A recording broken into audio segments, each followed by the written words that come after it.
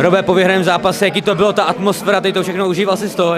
Áno, jasné, tak doma je to vždycky špeciálne, ale dneska to bolo akože extra, víš.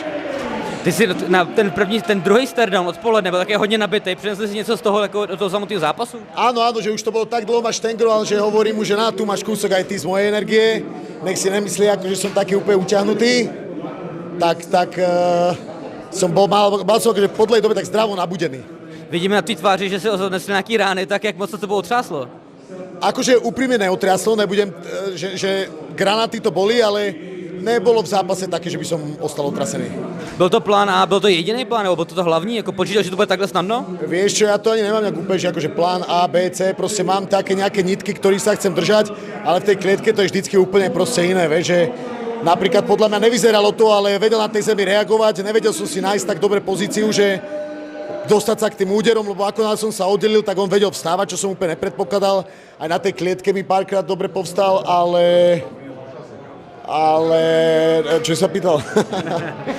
Prosím dál, v tom třetím kole, čekal si, že půjde takhle silně ještě do toho třetího kola? No čakal som, že sa unaví skôr. Myslel som, že už jak sme to prvé ležali, jak tam dýchčalo, je vybavené. Ale druhé kolo nastúpil zas čerstvý, tak hovorím, kurva, budem si to musieť odmakať, no. Čo teraz ďalej? Vieš čo, ťažko povedať, nemám teraz nejaký úplný plán, lebo mám aj svadbu, aj dovolenku, aj podcast som robil a budeme dotačať ten Cage Game, či jak sa to volá.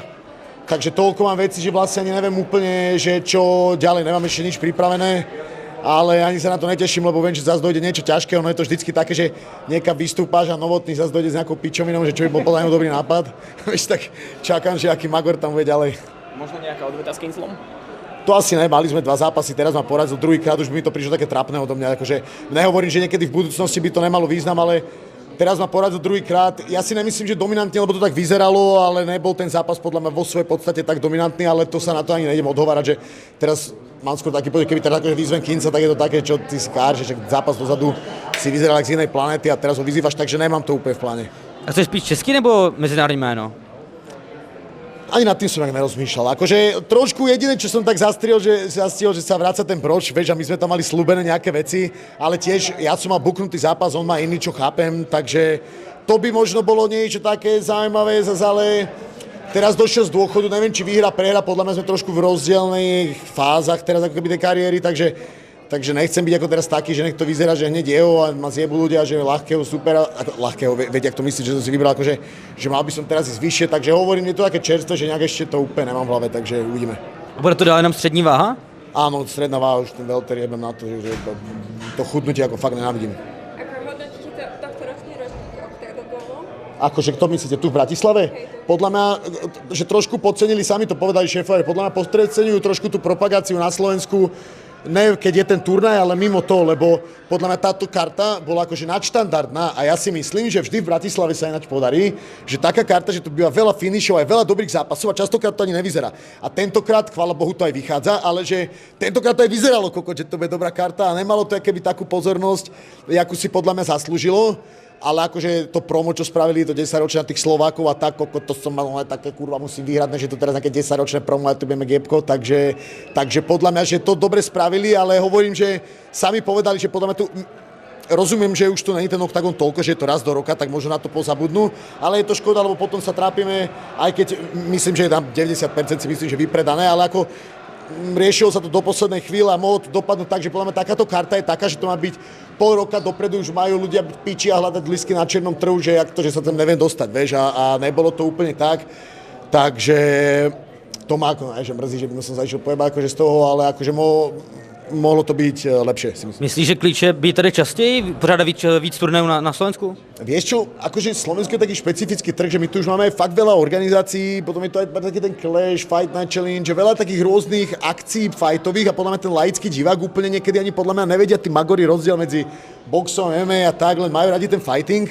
a im sa to tak zlieva. Vieš, teraz niekto hardcore fan ide na MMA, chce vidieť Octagon, vieš, ale taký like a taký meský človek možno ide aj na Fight Night Challenge, niekto si nekúpi pay-per-view, lebo chce si kúknuť Clash, vieš, že tí ľudia sú rôzni, ale je to podľa mňa o tom, že už niekedy mám pocit, že moc chceme ja keby chápem, že istú dobu sa veľa promovalo tých športovcov, že jak trénujú a jakí sú, potom sa to viac tak prešlo na tie príbehy, čo tých ľudí prilákalo, ale ja už mám pocit, dneska je všetko spravené jak príbeh a že už podľa mňa, ak sa tá scéna posunula, ak sme už takí ako vyspelí fighteri, podľa mňa tí ľudia by fakt ocenili, keby zas trošku nahliadli, že ak sa tí ľudia povyvíjali, jak trénujú, lebo kedysi mám pocit, že tu boli 2-3 gymy a všetci v nich trénovali a bolo to také na jedno kopyto, ako keby tie prípravy, ale dneska je tu plno gymov, že tí ľudia si trénujú fakt veľa po svojom svoje a sú to veľmi špecifické ako keby atmosféry, gymy, priateľstva, spoločenstva, ktoré by stálo za to podľa mňa ukázať ľuďom, jak to funguje a zase by to prinieslo taký nový vietor zase k takému tomu, že také, vieš, teraz je všetko také, mám pocit, že hrozne hráme také a toto bol bezdomovec a teraz sa vyťahol a toto mu to jebali mamu a bili mu otca a on bil jeho a teraz on sa z toho dostal. Vieš, že všetko ako také mi príde, ne že na jedno kopyto, ale viete, čo chcem povedať, že už zase sme moc taký príbehový, akože už každý je z nejakej dojebanej rodiny, že už niekedy nie je trápne rozprávať o tom, že už mám pocit, že každý mal niečo zlé, vieš, tak už by zase mám pocit, že ľudia by možno ocenili viacej tú výkonnostnú stránku, že tí ľudia, že čo trénují viacej. Na druhou stranu, ty máš vždycky ty vyhrocený zápasy, vždycky je tam nějaká emoce, ty poslední 3 tam byly vždycky takovýhle. Tak máš to radši, nebo chceš taky nějaký ten sportovnější zápas? Kokot, ja už to inak asi ani neviem, alebo ja neviem, či sa ma to drží, alebo chytá, ale že vždycky sa ja dostanem do nejakých takýchto kokotín, že tu behám na Slavíne s nejakým Magorom z Írska, ty kokot, do 9 ráno a robím pičoviny, vieš, že ty kokot, fakt, že bol som s malým synom, išli sme točiť tie videá s tými detičkami, čo robil Octagon a takto s malým synom, čo mi chalec zmrzlinu a dojde mi správa, že kúkni Instagram, že Manning beha po Bratislave hľadať a ja ako niečo také, že srandujú, ale ten kokot fakt behal po Bratislave a robil tu kokotiny a ja, že že hovorím, keď som sa to dostal. A na to mi zavolajú, že prosím ťa, on je tu na deň, zajtra ráno ide preč, o 9 ráno treba byť na Slovíne a spraviť stare-down. Tak s chalami sme trénovali o 7 ráno a utekali sme kokot zabití a tam on do mňa sáča a vríska o 9 ráno na Slavíne, to je bizár. Toto, čo sa dialo, to bolo o 9 ráno na Slavíne. Vieš si to predstaviť, že je nejaká mama s osínčekom, tam beha po tom pietnom mieste, kde je 500 mŕtvych ruských vojakov a on tam tieňuje v Joker maske a vríska po mňa kokotovi o 9 ráno. Víš, že ako fakt túto prípravu sme, keď vám povedia chalani, čo sme my robili všetko, do čo sme boli navlečení, to bol konec. Perfektní. Teší sa svadba, veľký krok. Ako to bolo mi ťažké, že to mi bolo ťažké celý čas, že čakajú ma teraz veľmi príjemné a dobré veci, ale fighter proste tak nevie fungovať. Ja viem, že mňa chce ísť nejaký iný kokot zabiť, vieš. A teraz frajerka, že nechcem ťa otravovať, ale môžu byť takéto kvety, že prosím ťa, Lacka, viem, že máš prípravať, či môžu byť takéto koláčiky, jasné. A potom, že a toto môže, a tam, a také, a do toho skúšky šiat, pičoviny. To neviem, či som niekedy hovoril, chodím na hodiny tanca, na svadobný tanec, akože aký budem mať. V tejto príprave, mám tu niekde priateľku, odišla 2 týždne alebo týždeň dozadu v tejto vrcholnej príprave som, raz, 2, 3, 4, raz, 2, 3, 4 a tieto pičoviny robil, takže ja vážim, že ja teraz nechcem vyzerať kokot, ale ja som túto prípravu okrem trénovania robil akože, neviem si, keď mi akože povieš niečo, že sa spýtaš, čo som nerobil, asi neexistuje také, okrem toho, že neviem, vo vesmíre som nebol, ale ja som robil všetko.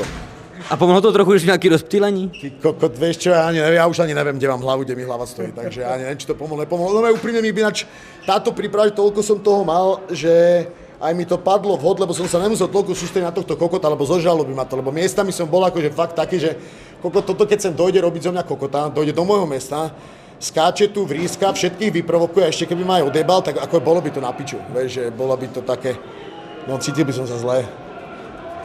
Díky moc. Děkujeme, že sledujete podcast Fight.